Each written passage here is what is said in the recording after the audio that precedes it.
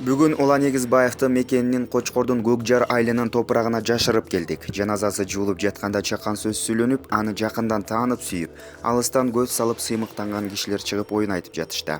Дин аалымы жакыныраак келгиле, сөз сүйлөнөт дегенде маңдайдагы биринчи катарга барып туруп алыпмын. Кабыргалары кайышып, көкүрөктөрү кысылып, үн чыгарып ыйлаган жакындарын көрүп, өзүмдү уландан эң алыс киши катары сездим. Анын өлүмүнө менин мерездигим, кенебестигим, кайдыгерлигим күнөөлүү турбайбы деген ой кетти. Мурунку президент айым Азаттыктын Прагадан келген жетекчи айымы сүйлөп жатканда элдин баары жашалды. Аларды карап, угуп туруп өзүмдү аябай ыңгайсыз сездим. Көзүм кургак кала берди. Бишкектеги адам укугу менен абийирин талашкан иш-чараларда чыркырап катышып жүргөн карапайым жарандык активист агай чыгып сүйлөп баштаганда көңүлдүн түпкүрүнөн боздоп калкып келип кекиртегиме кептеле түштү. Чын эле, депутат досу айткандай, улан карапайым элдин, бул дүйнөдө таянычы жоктордун үнү болгонун түшүндүм. Дин аалымдары, кесиптештери, үмүт арткан саясатчылар урук тууганы Уландын Кыргызга канчалык зарыл экенин айтып жатышканда, анын кайталангыс экенин элдин баары аңдап турду.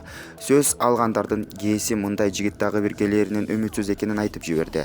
Сөз баштаган дин аалымынын кыргыз коому татыктуу болбогондуктан балким жараткан Уланды бизден алып кеткендир деген жоромолу эстен чыкпай туруп алды. Чын эле Улан тунук булактай жигит экен. Пейили оңолгон эл жашаган тоолордо булактар жылоолойт деген пикир бар. Илгери Бишкектин Боз бөлтүгүнүн, Кокту колотунун баарынан булак чыгып турчу деген да кеп айтылып жүрөт. Улан кыргыз элинин кайгыдан карарган көөдөнүндөгү булактай бүгүн көмүлдү.